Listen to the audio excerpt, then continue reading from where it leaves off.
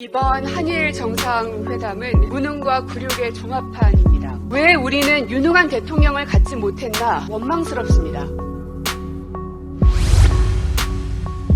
이번 한일 정상회담은 무능과 굴욕의 종합판입니다. 윤석열 대통령은 과거사에 대한 인식 문제는 진정성을 가지고 하는 것이 중요하지 어느 일방의 상대에게 요구할 수 있는 문제는 아니라고 생각한다 라고 말했습니다.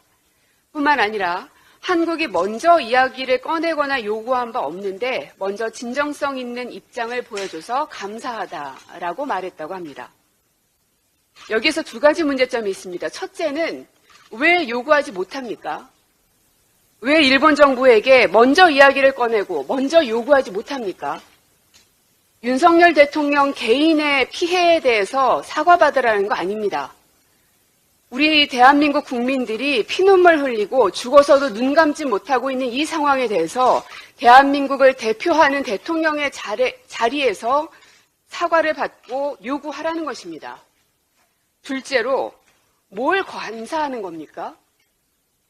일본 총리는 정부의 입장이 아니라 자신의 심정을 솔직히 말한다라고 하면서 의미를 격화시켰습니다. 사과라는 표현이 없는 것은 말할 것도 없습니다. 요구해야 할 것도 제대로 하지 못하고 면전에서 대놓고 무시까지 당했는데도 뭐가 감사하다는 것입니까?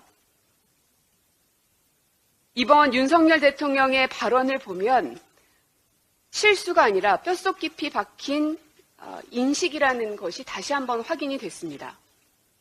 지난 3월 21일 국무회의에서 일본은 이미 수십 차례에 걸쳐 우리에게 과거사 문제에 대해 반성과 사과를 표한 바가 있다.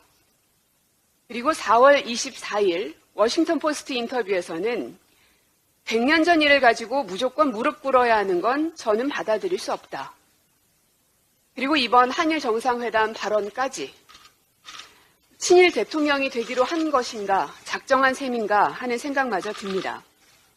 뿐만 아니라 이번 후쿠시마 오염수 관련해서도 조사와 검증단이 아니라 왜 시찰단입니까? 정확한 조사를 하는 게 아니라 눈으로만 보고 오는 것이라면 한국에 다시 돌아올 수 없을 겁니다. 왜 우리는 유능한 대통령을 갖지 못했나 원망스럽습니다. 이제라도 후쿠시마 오염수 관련해 시찰의 의미를 명확히 하고 일본 정부로부터 공식적인 개인 감정이 아니라 공식적인 사과를 받아내십시오.